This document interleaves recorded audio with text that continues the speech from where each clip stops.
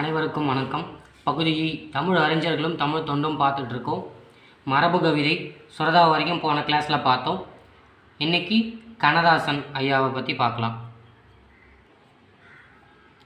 கண்ணதாசன் 1927 பிறந்திருக்காரு. 1981 மறைந்திருக்காரு. 1921 சென்னை ஐஎன்சி மாநாட்டோட தலைமை அன்சாரி தான் தலைமை ஏற்றிருப்பார். 1927 சைமன் குழு எதிர்ப்பும் 1927 தான். ஓகேவா? அந்த ஆண்டு தான் கண்ணதாசன் ஐயாவும் பிறந்திருக்காரு. கண்ணதாசன் ஐயாவுடைய இயற்பெயர் முத்தையா. சரியா? காலம் 24/6/1927, 17/10/1981 மறைந்திருக்கார். பெற்றோர் சாத்தப்பன், விசாலாட்சி. பிறந்த ஊர் சிறுகூடல்பட்டி, சிவகங்கை மாவட்டம். சரியா? சிறுகூடல்பட்டி. இவரது புனைப்பெயர்கள் கவியரசு, காரைமுத்துப்புலவர், வணங்காமுடி, கமகப்பிரியா, தமிழ் மன்னன், பார்வதிநாதன், துப்பாக்கி, ஆடியபாதம். சரியா? இதில் கமகப்பிரியாவும் துப்பாக்கியும் ரொம்ப முக்கியமான புனைப்பெயர்கள். சரியா? எல்லாமே படித்து வச்சுக்கோங்க. இது ரெண்டும் ரொம்ப முக்கியமானது. கவியரசு நமக்கு நல்லாவே தெரிஞ்சிருக்கும். கவியரசு கண்ணதாசன் தான் சொல்லுவாங்க. நம்ம நிறைய இடத்துல இதை நம்ம கேட்டிருப்போம். கமகப்பிரியா, துப்பாக்கி, இது முக்கியமான புனைப்பெயர்கள். சரியா? தமிழக அரசின் அரசவை கவிஞராக பணியாற்றியிருக்கார் நம்ம கண்ணதாசன். 1978 முதல் அரசவை கவிஞர் யாருன்னு கமெண்ட் பண்ணுங்கள். ஓகேவா? 78 எம்ஜிஆர் முதலமைச்சர் ஆகிட்டார். எம்ஜிஆர் தான் அரசவை கவிஞராக நியமிக்கிறார். இவர் 1949 ஆண்டு கலங்காதிரு மனமே என்ற பாடலை பாடி முதல் திரைப்பட பாடலாசிரியர் ஆனார். சரியா? கலங்காதிரு மனமே என்ற பாடல் தான் முதல்ல இவர் பாடலாசிரியராக ஆன திரைப்பட பாடல். எந்த ஆண்டுனா 1949.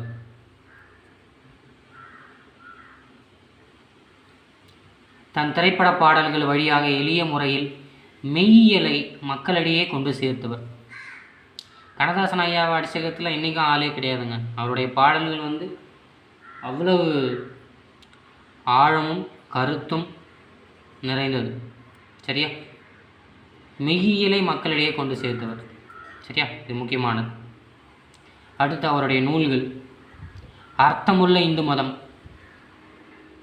மாங்கனி, ஆட்டனத்தி ஆதிமந்தி, இயேசுகாவியம், வனவாசம், மண்வாசம்.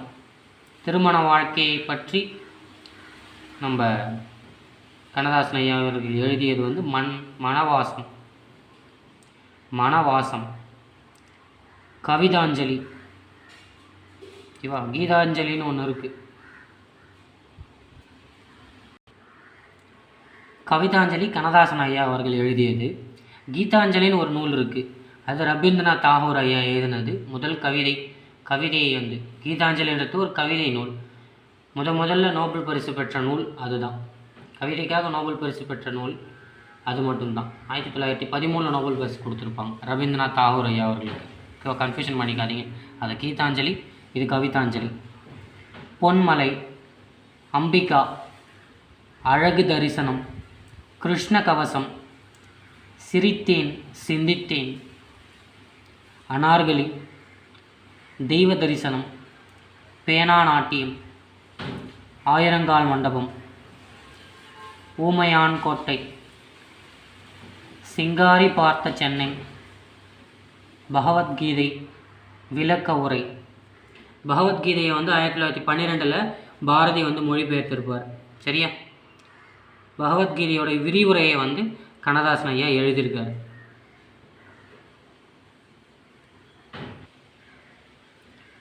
கண்ணதாசன் ஐயாவுடைய நாவல்கள் சேரமான் காதலி 1979 சாகித்ய அகாடமி விருது பெற்ற நூல் அது. சரியா?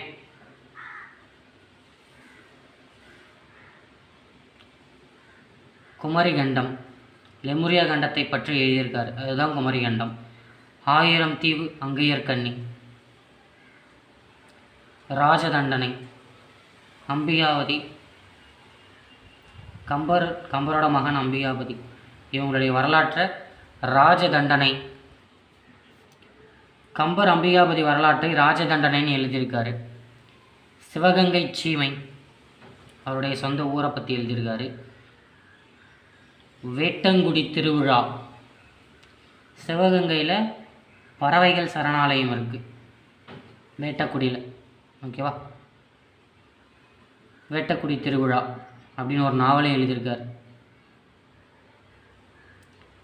இதழ்கள் தென்றல், முல்லை, கண்ணதாசன், தமிழ்மலர், திருமகள், சண்டமாருத்தம், கடிதம், மேதாவி, திரை ஒளி, இதெல்லாம் ஐயாவுடைய இதழ்கள். பாடல் வரிகள்: கவிஞன் யானோர் காலக்கணிதம், கருவடு பொருளை உருவட வைப்பேன், ஓகேவா.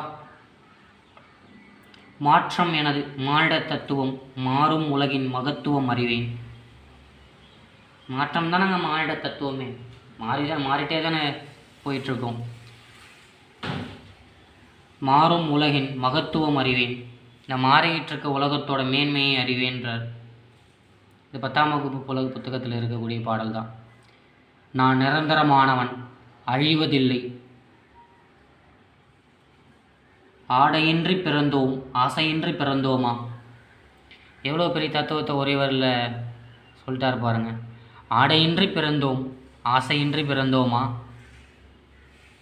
நம்ம ஆசைப்பட்டு பிறக்கல, அது நம்ம அம்மா அப்பாவோட ஆசை இல்லையா, அப்படி கூட வச்சு அப்படி எடுத்துக்கலாம். ஆசையின்றி பிறந்தோமா.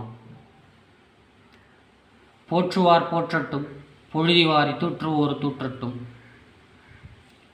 சாவே உனக்கு ஒரு நாள் சாவு வராதா, நேருவின் இறப்பின் போது பாடிய பாடல். 1964 இந்தியாவின் தலைமைச் சிற்பி நேரு ஐயா அவர்கள் மரணித்த போது கண்ணதாசன் ஒரு பாடலை எழுதி வெளியிட்டிருக்காரு. அந்த பாடலோட வரிதான், சாவே உனக்கு ஒரு நாள் சாவு வராதா.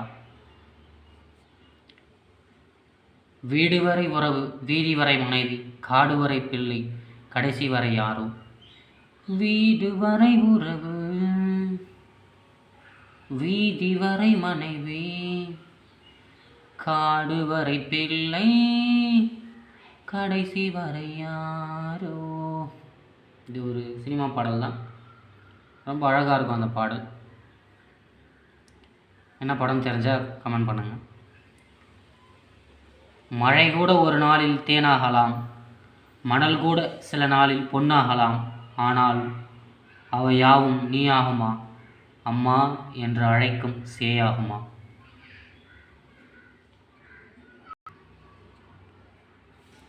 சேரமான் காதலி என்ற புதினத்திற்காக கண்ணதாசனுக்கு 1980 சாகித்ய அகாடமி, முன்னாடி 79 சொல்லியிருக்க, அது தப்பு. 80 தான் சேரமான் காதலி. 79 வந்து சக்தி வைத்தியம், கி ராஜநாராயணன் எழுதிய சக்தி வைத்தியம்ன்ற நூலுக்காக கொடுத்துருப்பாங்க, ஓகேவா. கொஞ்சம் பார்த்துக்கோங்க.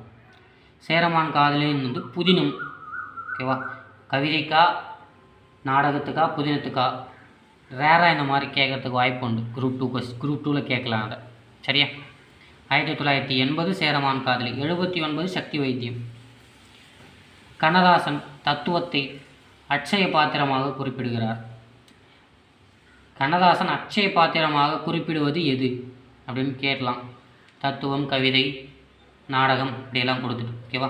தத்துவத்தை தான் அட்சய பாத்திரமாக சொல்லுவார். தலைவர் மாறலாம், தர்பார் மாறும், தத்துவம் மட்டுமே அட்சய பாத்திரம், சரியா. 10வது புத்தகத்தில் இருக்கக்கூடிய வரிகள் தான். மக்கள் எல்லோரிடமும் அன்பு காட்டி அமைதியான வாழ்வியல் நெறியாக கொண்டு வாழ்ந்தால் உலகம் உயர்வடையும். மக்கள் எல்லோரிடமும் அன்பு காட்டி அமைதியை வாழ்வியல் நெறியாக கொண்டு வாழ்ந்தால் உலகம் உயர்வடையும் என்ற உண்மையை கூறுகின்ற நூல்தான் இயேசுகாவியம், சரியா. காலத்தை கணிப்பதால் காலத்தை வென்றவன் ஆகிறான் கவிஞன் என்கிறார் கண்ணதாசன். காலத்தை கணிப்பதால் காலத்தை வென்றவனாகிறான் கவிஞன். பட்டி தொட்டிகளில் எல்லாம் தமது திரை இசை பாடல்களால் புகழ்பூத்த கவிஞன் கண்ணதாசன்தான். சேது சமுத்திர கால்வாய் திட்டம் குறித்து பாடிய புலவரும் இவரே.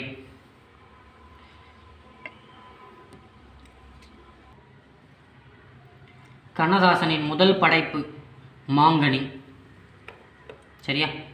இறுதி படைப்பு இயேசுகாவியம். சுயசரிதை நூல் வனவாசம் மணவாசம். முதல் திரைப்படம் கலங்காதிரு மனமே. இறுதி திரைப்பாடல் கண்ணே கலைமானே, அதுதான் அவரோட கடைசி திரைப்படம். இது ஒரு குரூப் 2 கொஸ்டின். எல்லோரும் எல்லாமும் பெற வேண்டும், இங்கு இல்லாமை இல்லாத நிலை வேண்டும், வல்லான் பொருள் குவிக்கும் தனி உடைமை நீங்கி வரவேண்டும் திருநாட்டில் பொது உடைமை. எல்லாருக்கும் எல்லாம் கிடைக்கணும், இங்கே இல்லாமை இல்லைன்னு சொல்கிற நிலை இங்கே இருக்கக்கூடாது. வல்லான் பொருள் குவிக்கும் தனி உடைமை, வல்லாண்மை பெற்றவன் எல்லாத்தையும் வாங்கி தனதாக்கிக் கொள்கிறான் அப்படின்ற தனி உடைமை நீங்கி வரவேண்டும் திருநாட்டில் பொது உடைமை